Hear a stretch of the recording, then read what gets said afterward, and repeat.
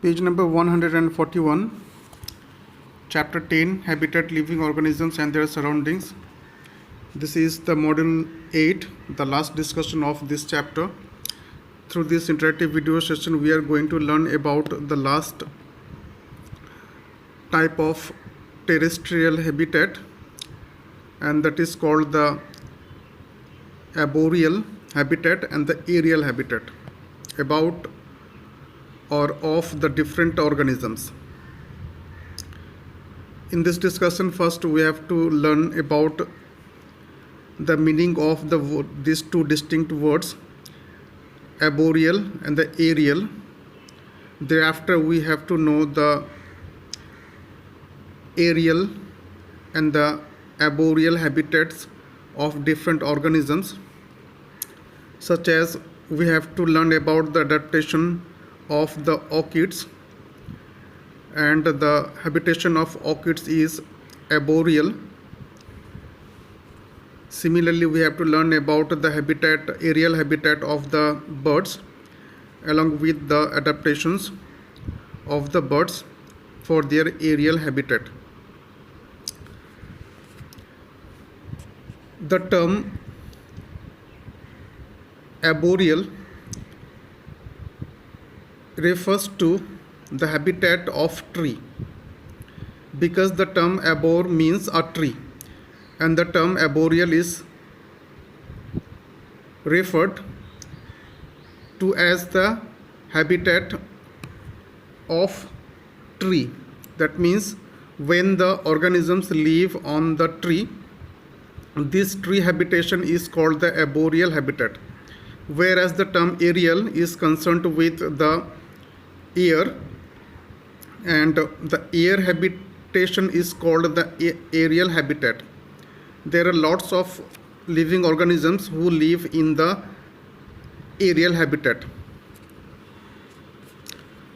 such as the bat. This is the picture of bat.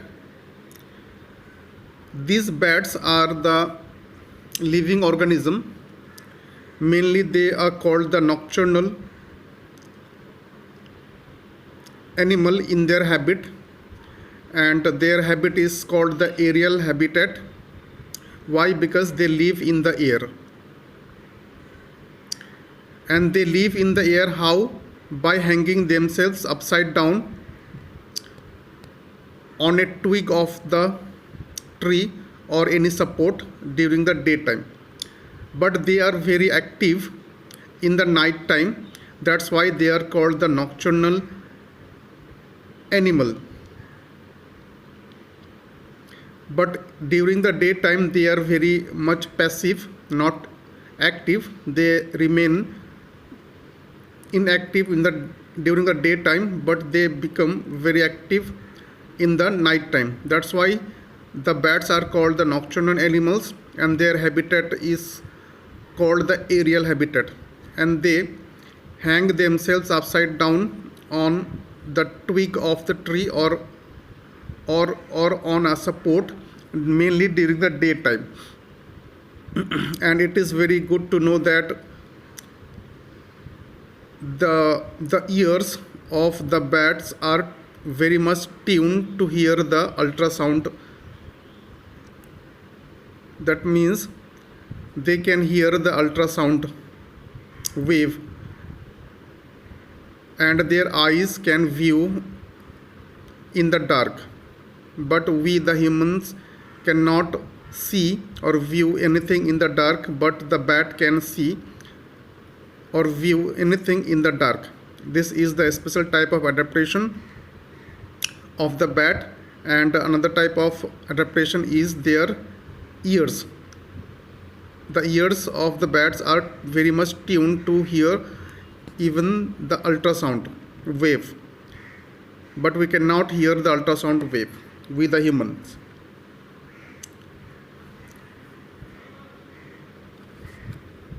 Now we have to learn about the different aerial habitat. We have to learn about the different adaptations of the bird for their aerial habitat. This is very important to know. What is the adaptation, or what are the different adaptations for bird for living in their aerial habitat. The first one is the light in weight. The body of the bird is light in weight, and the body is covered with the waxy feathers, and this waxy feather protect the birds from the sun, rain and wind in the air. This is the first type of adaptation. Second type of adaptation of birds for aerial habitation is called the presence of feathers on their body. These feathers keep the birds warm during winter in the air. Another type of adaptation is called the wings. Due to the presence of these wings on the body of the birds can easily spread their wings in order to cool down their body.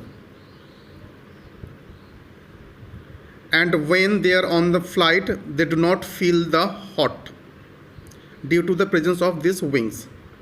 Therefore, wings are the another type of adaptations for the bird for their living in the aerial habitat. Another type of adaptation is called the thin and hollow bones.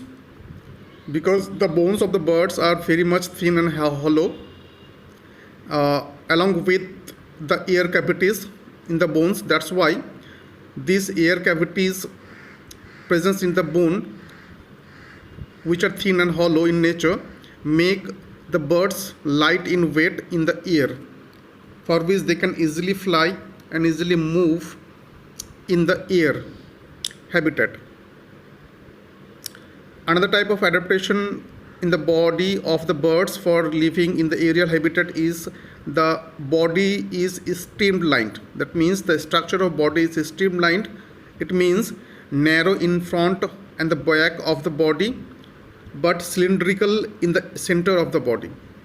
This is the meaning of the streamlined body structure of the birds. Mainly the body structure of the bird is called the streamlined body structure. Why? Because the front and the back side of the body of the birds is mainly narrow, whereas the center of the body is cylindrical in shape. That's why the body of the bird is streamlined. And because of this streamlined body structure, the birds can move in the air smoothly while they are in the flight. The another type of adaptation for the bird's body is called the modified forelimbs into the wings. That means the forelimbs of the birds are modified into the wings, and they are very much supported with the strong muscles, for which the bird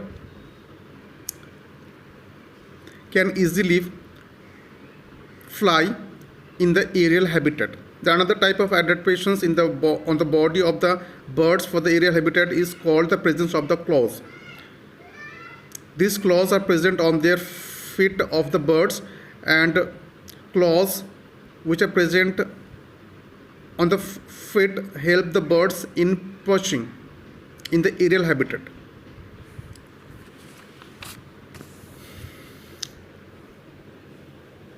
Now, what is the meaning of the arboreal? As I mentioned earlier, the term arbor means a tree.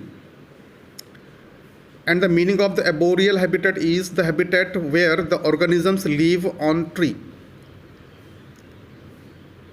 To speak precisely, we can say arboreal habitat is the tree habitat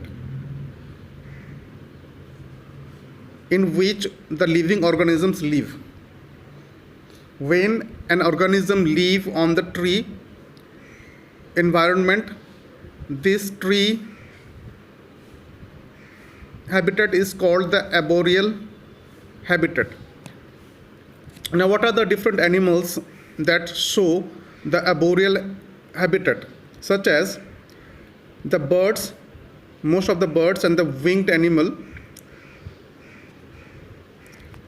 they will have the arboreal habitat.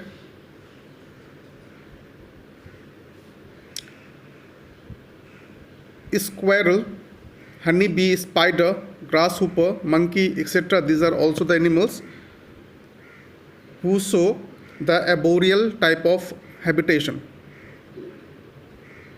because they make their home on the trees, and trees are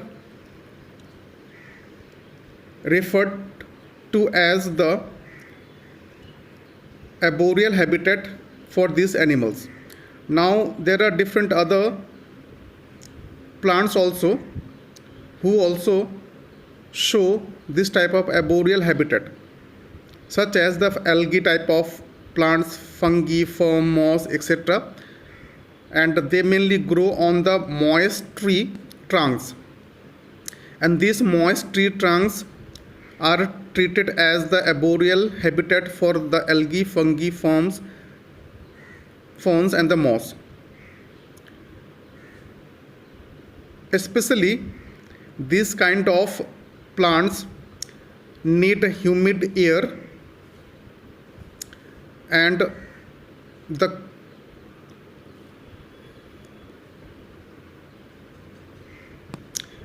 cooler environment, such as the forest.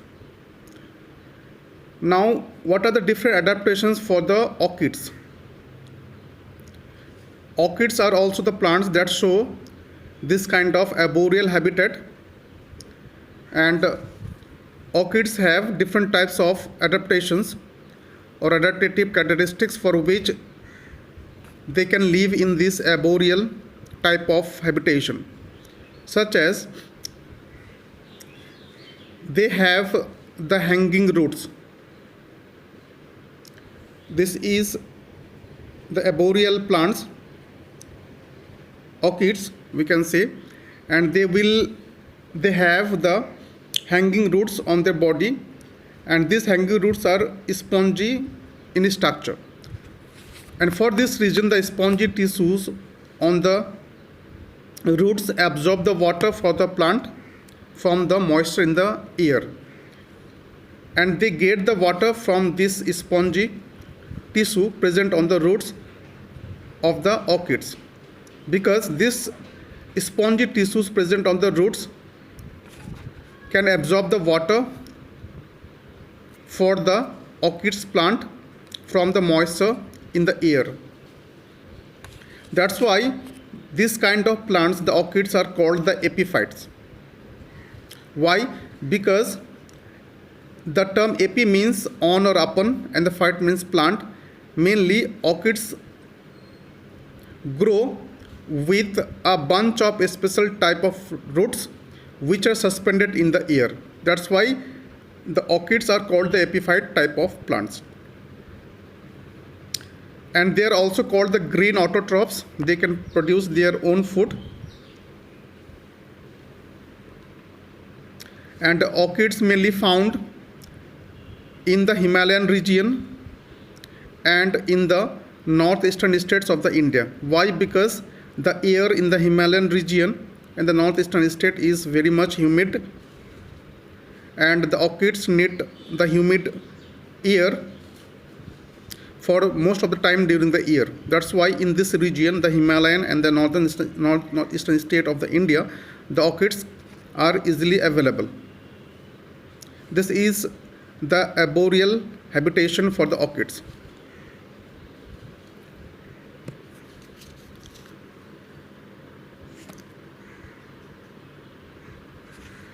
In our next interactive video session, we will start the new chapter of your second term syllabus. Thanks for watching.